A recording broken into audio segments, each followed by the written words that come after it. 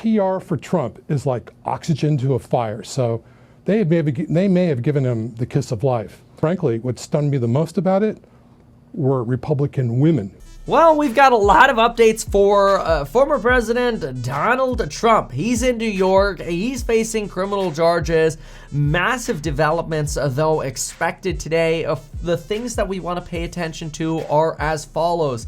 Number one, will Donald Trump be facing the imposition of a gag order on himself and others involved in the case? Donald Trump's attorney, for example, very frequently visiting shows like Tucker Carlson or other shows where they basically talk about how crazy these complaints are against Donald Trump, and how voter interest in Donald Trump is actually spiking because of these illegal battles, specifically amongst Republican women who are starting to like Donald Trump more, apparently, according to polls. We'll go through the pollster in just a moment, after these illegal battles. So things we're going to look at today. Number one, Donald Trump's indictment is set for 2:15 p.m. He is expected to plead not guilty.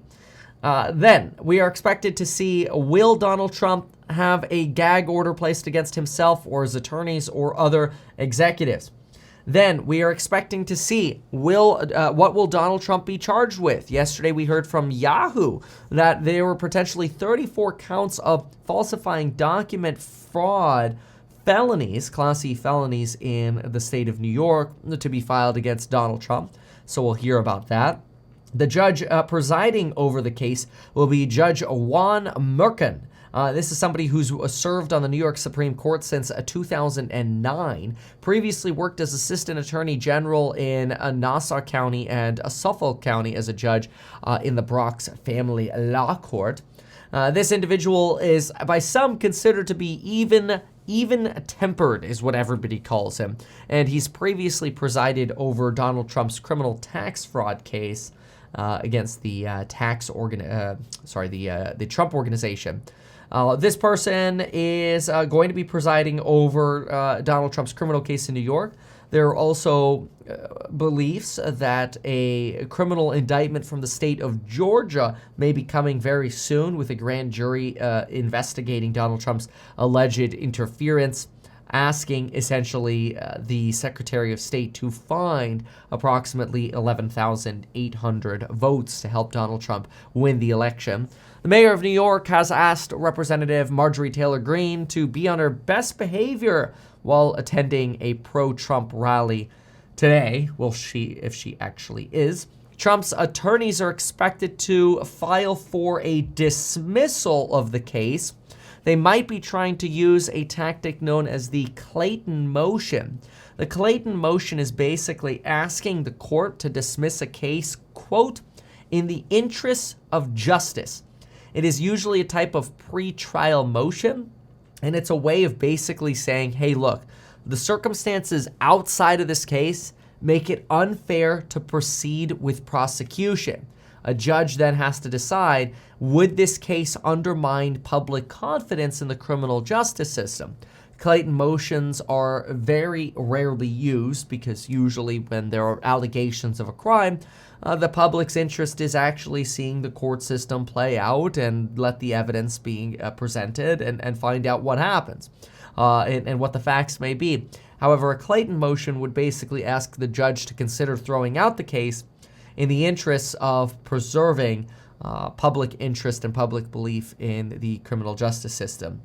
Now, at the same time, you also have Dominion Voting Systems, which has sued Fox News for defamation over their coverage of the alleged election fraud during 2020. And there are arguments made now by Bloomberg Intelligence that give estimates suggesting Fox may have to pay up to $500 million to settle the Dominion lawsuit before a jury rules on the actual case. That Bloomberg estimate ranges anywhere from $375 to $500 million in damages expected for being paid by Fox towards Dominion for those 2020 election fraud claims, which obviously Donald Trump frequently discussed. Now, I do think it's interesting to listen to this pollster for a moment here. Listen to what he says about how this case is affecting public perception of Donald Trump.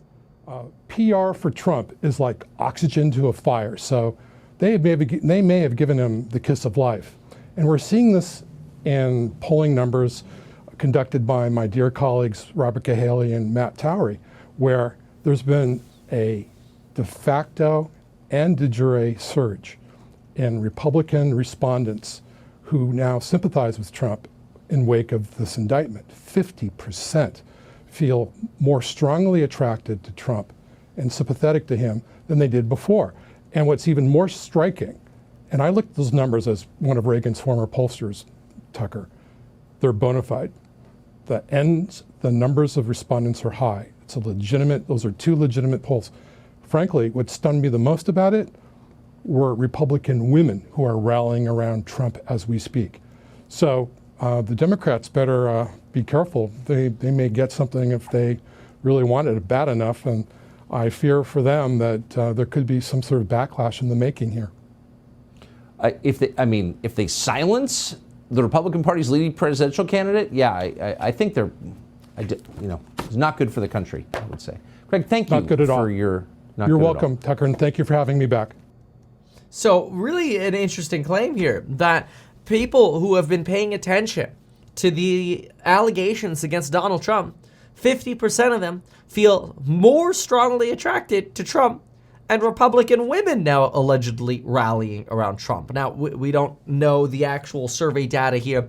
We don't know if this is cherry picking by Tucker Carlson to bring somebody on who's going to say something impactful like, everybody's loving Trump now.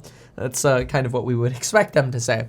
But either way you slice it, Donald Trump is the face of the media today, and it does seem like he's getting a whole lot more attention and likely donations than before this potential criminal indictment was announced against him. And therefore, it doesn't make it too terribly surprising that Donald Trump actually himself revealed that this indictment was coming, that he would be arrested. Now, keep in mind, Donald Trump today is not expected to be in handcuffs.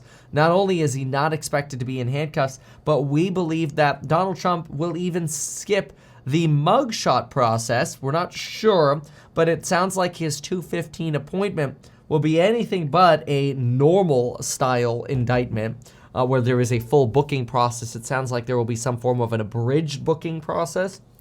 And then Donald Trump will be walked into the courtroom where the presiding judge will read the charges against Donald Trump. We're not sure if this will be televised or not. It will absolutely be must-see TV if it is televised. And that is expected to begin at 2:15 Eastern time today, about 11:15 Pacific.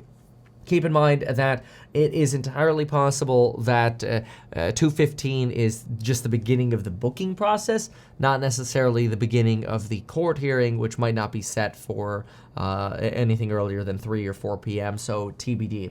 However, this gives you a quick update on all of the craziness surrounding Donald Trump today.